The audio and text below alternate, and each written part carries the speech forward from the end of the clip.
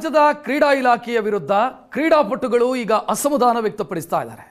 Mission Olympics ಯೋಜನೆಗೆ ಅರ್ಹ ಕ್ರೀಡಾಪಟುಗಳನ್ನು ಕಡೆಗಣಿಸಲಾಗಿದೆ ಅನ್ನುವಂಥ ಆರೋಪ.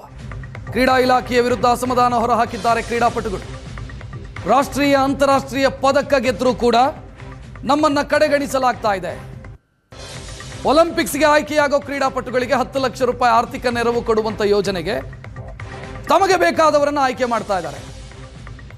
4 ವರ್ಷಗಳ ಕಾಲ ಆರ್ಥಿಕ ನೆರವು ಸರ್ಕಾರ ಏನು ಕೊಡುತ್ತೆ, ಯಾರು ಸಮರ್ಥರಿದ್ದಾರೋ ಅವರನ್ನು ಬಿಟ್ಟು ತಮಗೆ ಯಾರು ಬೇಕಿದ್ದಾರೋ ಅವರನ್ನು ಆಯ್ಕೆ ಮಾಡಲಾಗ್ತಾ ಇದೆ. ರಾಜಕೀಯ ಪ್ರಭಾವವಿರುವಂಥ ಕ್ರೀಡಾಪಟುಗಳನ್ನು ಆಯ್ಕೆ ಮಾಡಲಾಗ್ತಿದೆ ಅನ್ನೋದು ಕ್ರೀಡಾಪಟುಗಳು ಮಾಡ್ತಾ ಇರುವಂಥ ಆರೋಪ. ಪ್ರತಿಷ್ಠಿತ ಕೂಟಗಳಲ್ಲಿ ಭಾಗವಹಿಸಿ ಪದಕ ಗೆದ್ದವರನ್ನು ಬಿಟ್ಟು ತಮಗೆ ಬೇಕಾದವರನ್ನ ಈ ಯೋಜನೆಗೆ ಆಯ್ಕೆ ಮಾಡ್ತಾ ಇರೋದು. ಅಂದರೆ ಸರ್ಕಾರ 10 ಲಕ್ಷ ರೂಪಾಯಿ ಖರ್ಚು ಮಾಡುತ್ತೆ ಅವರ ತರಬೇತಿಯ ವಿಚಾರಕ್ಕೆ. ಈಗ ಸರ್ಕಾರ ಆಯ್ಕೆ ಮಾಡ್ತಾ ಇರೋದು ಯಾರು ರಾಜಕೀಯವಾಗಿ ಪ್ರಭಾವಿಗಳಿದ್ದಾರೆ, ಇನ್ಫ್ಲೂಯೆನ್ಷಿಯಲ್ ಕ್ರೀಡಾಪಟುಗಳು ಯಾರಿದ್ದಾರೆ ಅಂಥವ್ರನ್ನ ಆಯ್ಕೆ ಮಾಡ್ತಿದೆ. ಅರ್ಹರು ಯಾರಿದ್ದಾರೆ ಅವರನ್ನು ಬಿಟ್ಟಿದೆ ಅಂತ ಕ್ರೀಡಾಪಟು ಸ್ನೇಹ ಆರೋಪಿಸಿದ್ದಾರೆ. ಇವತ್ತು ನಮ್ಮ ಕರ್ನಾಟಕ ಕ್ರೀಡಾ ಇಲಾಖೆ ಬಗ್ಗೆ ನನಗೆ ತುಂಬ ಬೇಜಾರಾಗಿದೆ. ಯಾಕಂತಂದರೆ ಮಿಷನ್ ಒಲಿಂಪಿಕ್ 2026 ಸ್ಕೀಮಲ್ಲಿ ಕರೆಂಟ್ ಪರ್ಫಾರ್ಮೆನ್ಸ್ ಇರೋರಿಗೆ, ಅರ್ಹತೆ ಇರೋ ಅಥ್ಲೀಟ್ಸ್ದು ಹೆಸರುಗಳನ್ನ ಸೇರಿಸ್ಕೋಬೇಕಿತ್ತು. ಬಟ್ ಆ ಥರ ಮಾಡಿಲ್ಲ. ಎಷ್ಟೋ ಪರ್ಫಾರ್ಮೆನ್ಸ್ ಕಮ್ಮಿ ಇರೋ ಅಥ್ಲೀಟ್ಸ್ಗಳದ್ದು ಹೆಸರೆಲ್ಲ ಸೇರಿಸ್ಕೊಂಡಿದ್ದೀರಾ, ಅವ್ರಿಗೆ 10 ಲ್ಯಾಕ್ ಕ್ರೆಡಿಟ್ ಮಾಡಿದ್ದೀರಾ. ಹಾಗಾದರೆ ನಿಜವಾಗ್ಲೂ ಪರ್ಫಾರ್ಮೆನ್ಸ್ ಮಾಡೋರಿಗೆ ಏನು ಬೆಲೆ ಇಲ್ವಾ? ಇವಾಗ ನನ್ನ ಹೆಸರು ಕೂಡ ಅದರಲ್ಲಿಲ್ಲ. ನಾನು 2025 ಈಗ last year 2025 Asian athletic championship South ಕೊರಿಯಾದಲ್ಲಿ ಹೋಗಿ ಇಂಡಿಯಾ ರೆಪ್ರೆಸೆಂಟ್ ಮಾಡಿ ಸಿಲ್ವರ್ ಮೆಡಲ್ ಮಾಡಿದ್ದೀನಿ. ಕರ್ನಾಟಕದಿಂದ ಹೋಗಿ ಮೆಡಲ್ ಮಾಡಿರೋ ಒಬ್ಬಳೇ ಅಥ್ಲೀಟ್ ನಾನು. ಆ್ಯಂಡ್ ಆಲ್ಸೋ 2023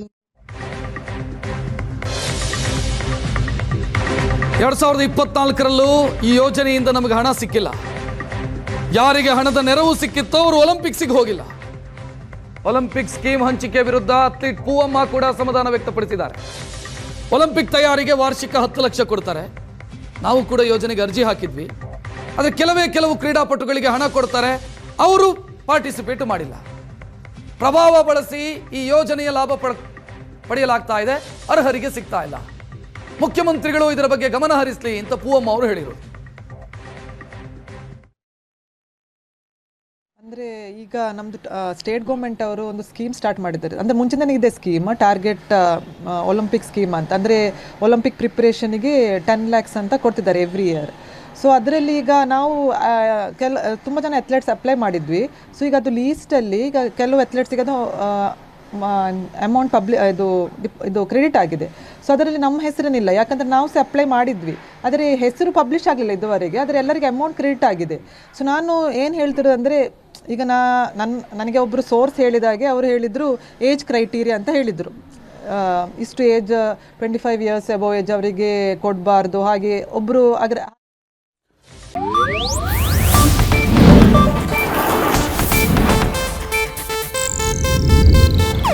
ಇದು ಏಷ್ಯಾನೆಟ್ ನ್ಯೂಸ್ ನೆಟ್ವರ್ಕ್ ಪ್ರಸ್ತುತಿ.